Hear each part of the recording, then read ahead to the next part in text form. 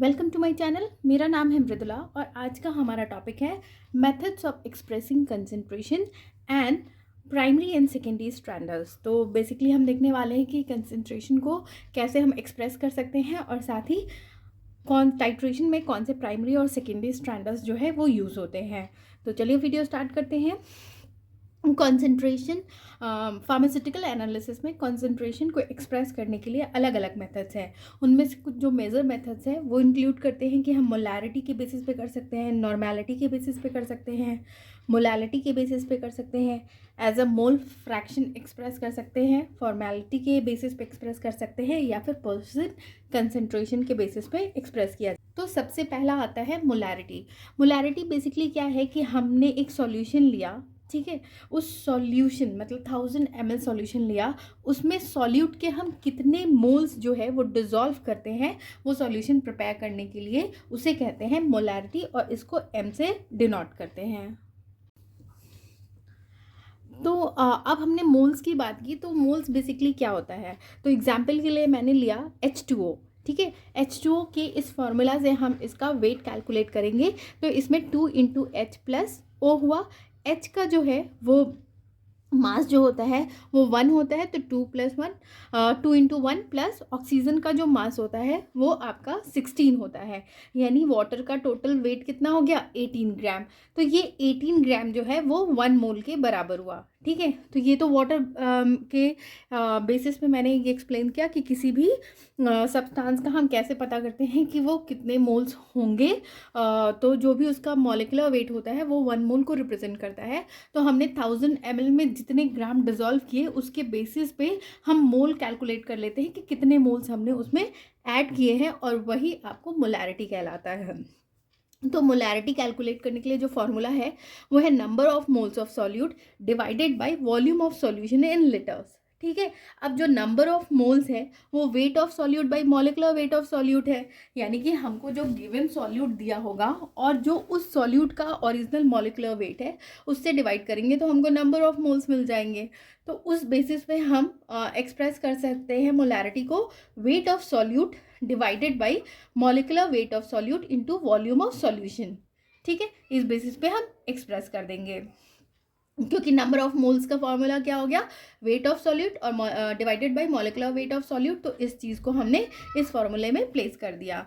अब अगर molarity given है और वेट ऑफ सब्सटेंस हमें पता करना है तो फिर हम उसमें इस इक्वेशन को थोड़ा रीअरेंज करके हम कैलकुलेट कर सकते हैं। तो फॉर्मूला क्या हो जाएगा, weight of substance is equal to molarity into molecular weight into volume in ml divided by 1000।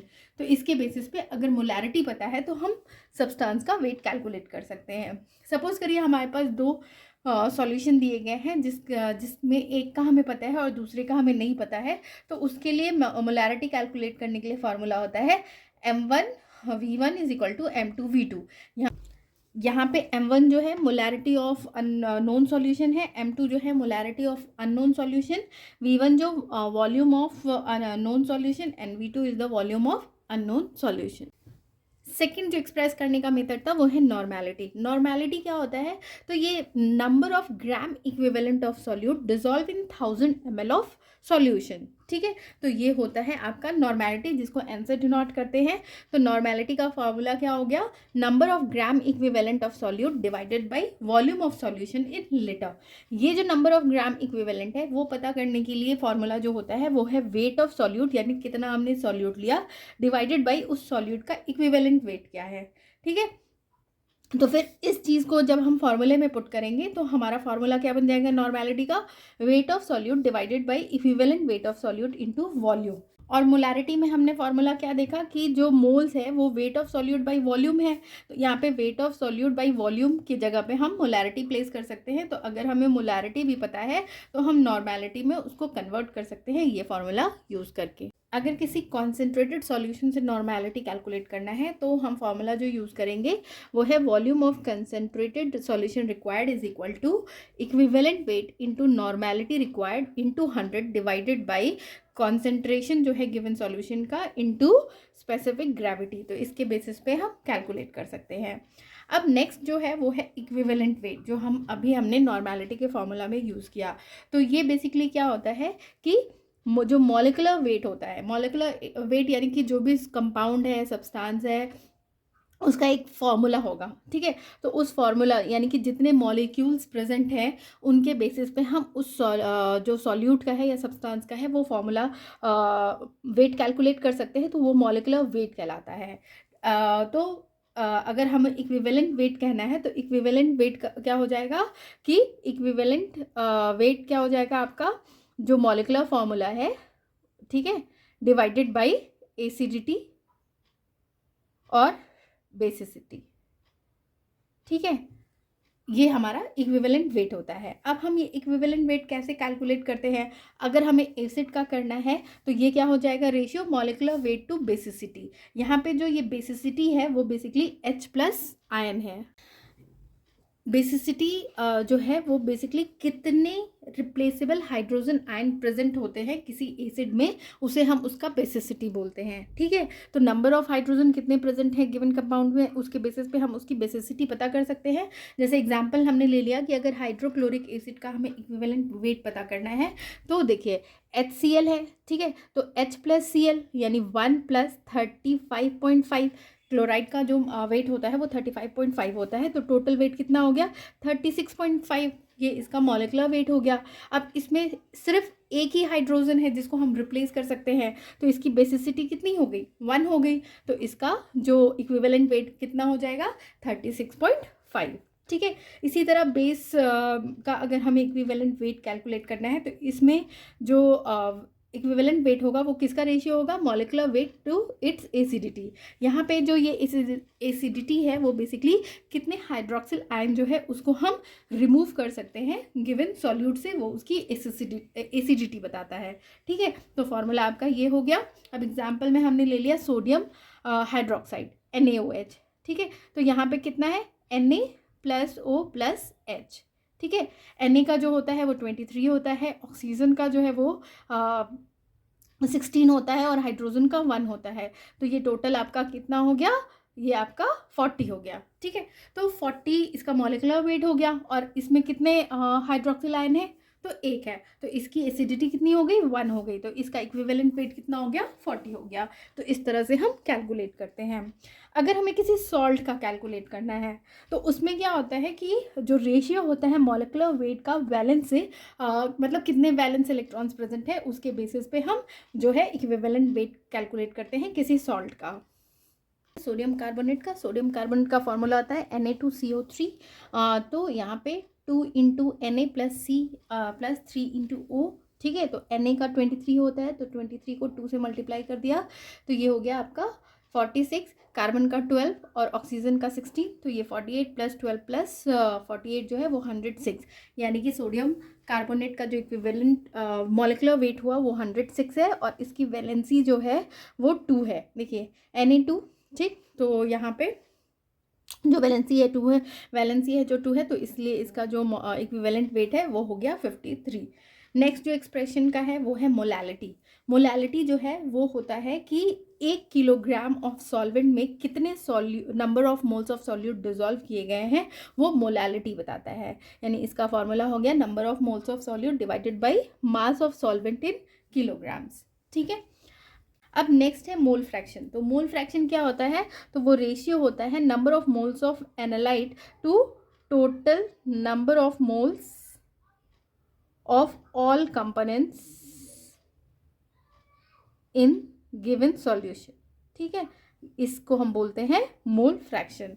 तो अगर हमें मोल फ्रैक्शन कैलकुलेट करना है तो हमें पता होना चाहिए कि गिवन सॉल्यूशन में हर एक कंपोनेंट का कितना मोल प्रेजेंट है। सपोज करिए एक सॉल्यूशन है जिसमें कि अलग अलग कंपोनेंट प्रेजेंट है A B C, ठीक है, और हमें मोल फ्रैक्शन कैलकुलेट करना है A के रेस्पेक्ट में, तो हमारा इक्वेशन क्या हो जाएगा, mole fraction of A is equal to mole fraction of A moles of A divided by moles of A plus moles of B plus moles of C, plus अगर other component present है तो वो हम add करते जाएंगे।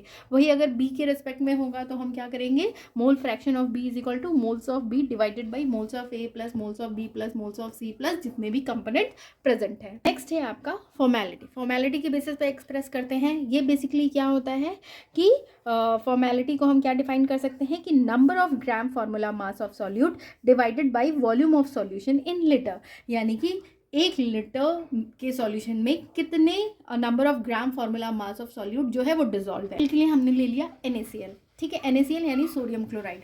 तो sodium chloride का formula क्या है, NaCl है, ठीक है। तो इसका फॉर्मूला ये हुआ। अब फॉर्मूला मास का मतलब हुआ कि जितना सोडियम प्लस क्लोराइड का वेट है उसको जो हम कैलकुलेट करेंगे तो वो हो जाएगा उसका फॉर्मूला मास। जैसे 23 प्लस 35.5 जो कि इक्वल हो जाएगा आपके 58.5, ठीक है। तो 58.5 ग्राम जो है इसका NaCl का क्या हो गया, फॉर्मूला मास। तो किसी गिवन सॉल्यूशन में जो सॉल्यूट का फॉर्मूला है, फॉर्मूला के बेसिस पे जो हमने वेट कैलकुलेट किया या मास कैलकुलेट किया वो जो है आपकी फॉर्मेलिटी को डिफाइन करती है, ठीक है। और कोई भी सॉल्यूशन जिसमें कि 1 ग्राम फॉर्मूला मास सॉल्यूट का पर लीटर प्रेजेंट होता है तो उस सॉल्यूशन की जो फॉर्मेलिटी होती है वो 1 के बराबर हो जाती है, और ऐसे सॉल्यूशन को हम बोलते हैं फॉर्मल सॉल्यूशन। तो फॉर्मेलिटी को हम कैसे एक्सप्रेस कर सकते हैं, mass of ionic solute in grams. Ionic solute का मतलब होता है, जैसे मैंने NaCl का लिया तो Na प्लस Cl माइनस, तो ये क्या हो गए, आपके आयंस हो गए, और इन आयंस का कितना वेट है, ठीक है, divided by gram formula mass of solute into volume of solutions in litre, ठीक है। तो ये फॉर्मेलिटी का फॉर्मूला हो गया। अब है परसेंट कंसंट्रेशन के बेसिस पे भी करते हैं। तो जनरली सॉल्यूशन के कंसंट्रेशन को परसेंटेज यानी पार्ट्स पर 100 यानी 100 में कितने कितने आपके सॉल्यूट प्रेजेंट है उसके बेसिस पे कैलकुलेट किया जाता है।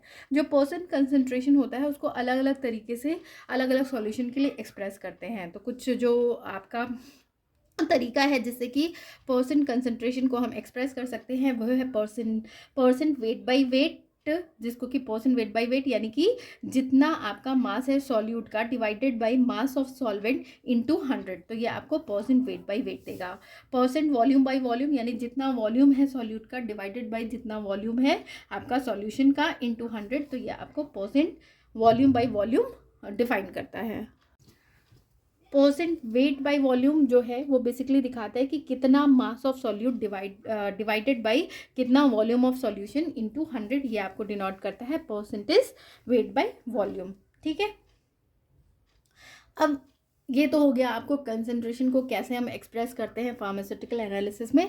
अब हम देखेंगे जो स्टैंडर्ड्स यूज़ होते हैं जिनके बेसिस पे जो है टाइट्रेशन परफॉर्म की जाती है उनके बारे में। तो जो स्टैंडर्ड सॉल्यूशन है बेसिकली वो सॉल्यूशन होता है जो जिसका स्ट्रेंथ हमें ऑलरेडी नोन होता है।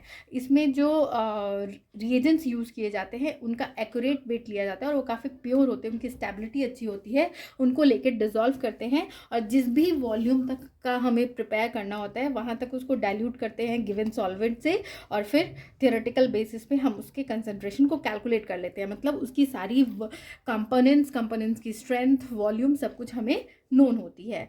तो जो स्टैंडर्ड्स यूज़ होते हैं वो बेसिकली दो होते हैं, एक है प्राइमरी स्टैंडर्ड और दूसरा है सेकेंडरी स्टैंडर्ड। प्राइमरी स्टैंडर्ड वो सब्सटेंस जो कि आपको प्योर और क्रिस्टलाइन फॉर्म में ईजिली अवेलेबल होते हैं उसको यूज़ किया जाता है प्राइमरी स्टैंडर्ड प्रिपेयर करने के लिए। कॉमनली प्राइमरी स्टैंडर्ड्स जो यूज़ किए जाते हैं तो एसिड बेस्ड टाइट्रेशन के लिए sodium carbonate, potassium hydrogen पैथलेट, succinic acid, benzoic acid, oxalic acid. Redox titration के लिए यूज़ किया जाता है potassium dichromate, potassium bromate, potassium iodate, sodium oxalate और आर्सेनियस ऑक्साइड। प्रेसिपिटेशन टाइट्रेशन के लिए यूज़ किया जाता है sodium chloride, potassium chloride, potassium bromide, silver nitrate. और कॉम्प्लेक्सोमेट्रिक टाइट्रेशन के लिए यूज़ किया जाता है अलग अलग प्योर मेटल जैसे कि जिंक हो गया, मैग्नीशियम हो गया, मैंगनीज हो गया, या फिर लीड नाइट्रेट, कार्बन के जो सॉल्ट्स होते हैं वो यूज़ करते हैं, या फिर कैल्शियम कार्बोनेट यूज़ करते हैं। जो प्राइमरी स्टैंडर्ड है उनकी कुछ प्रॉपर्टीज़ होनी चाहिए, जैसे वो ईजिली प्योर फॉर्म में अवेलेबल होने चाहिए, उनको प्योरीफाई करना, ड्राई करना या फिर प्रिजर्व करना उनके प्योर स्टेट में ईजी होना चाहिए। दूसरा, वो जो एटमॉस्फेरिक कंडीशन है, एटमॉस्फेरिक कंडीशन से मतलब है टेम्परेचर, ह्यूमिडिटी, तो उसमें वो स्टेबल होने चाहिए और किसी भी कंडीशन में वो डिकम्पोज नहीं होने चाहिए। उनका इक्विवेलेंट वेट जो है वो हाई होना चाहिए जिससे कि जो वेइंग एरर है उसके इफ़ेक्ट को रिड्यूस किया जा सके, और जितने भी एक्सपेरिमेंट सॉल्वेंट हैं उनमें ये रेडली सॉल्युबल होने चाहिए। अब हम बात करेंगे सेकेंडरी स्टैंडर्ड। तो ये वो सब्सटेंसेस होते हैं जो कि स्टैंडर्डाइजेशन के लिए यूज़ होते हैं जिनका कंसंट्रेशन जो है वो प्राइमरी स्टैंडर्ड से कंपेयर करके प्रिपेयर किया जाता है। यानी जैसे कि हो गया आपका 0.1 molar sodium hydroxide, 0.1 normal sulphuric acid, ठीक है। तो जो सेकेंडरी स्टैंडर्ड होते हैं वो प्राइमरी स्टैंडर्ड के बेसिस पे कंपेयर करके उनको स्टैंडर्ड बनाया जाता है। तो जैसे अब हम बात करेंगे कि सेकेंडरी स्टैंडर्ड की क्या प्रॉपर्टीज़ होती हैं। तो सेकेंडरी स्टैंडर्ड्स जो है उनका कंसंट्रेशन टाइम के साथ चेंज हो सकता है, वो फोटोकेमिकल डिकम्पोजिशन की वजह से डिकम्पोज हो सकते हैं, यानी लाइट की वजह से वो डिकम्पोज हो सकते हैं, या फिर चूँकि वो मॉइस्चर को रिस्पॉन्ड करते हैं, यानी कि मॉइस्चर की वजह से उनके कंसंट्रेशन में वेरिएशन आ सकता है, यानी कह सकते हैं हाइड्रोलिसिस हो सकती है। ये प्योर फॉर्म में अवेलेबल नहीं होते हैं और ऑर्गेनिक मैटर जो कि वाटर है उनसे रिएक्ट कर सकते हैं। रिएक्शन जो है वो बहुत रैपिड नहीं हो सकता होता है इनको प्योर स्टेट में मेंटेन करना जो होता है वो काफ़ी मुश्किल होता है, क्योंकि इनका फ्यूज़न पॉइंट जो है वो लो होता है, इसलिए ड्राई स्टेट में इनको मेंटेन नहीं कर पाते हैं एज अ प्योर फॉर्म। और ये जो है वो रेडली सॉल्युबल होते हैं एक्सपेरिमेंट सॉल्वेंट्स में। तो ये था अबाउट आपका methods of expressing concentration and primary and secondary standard. Thank you for watching.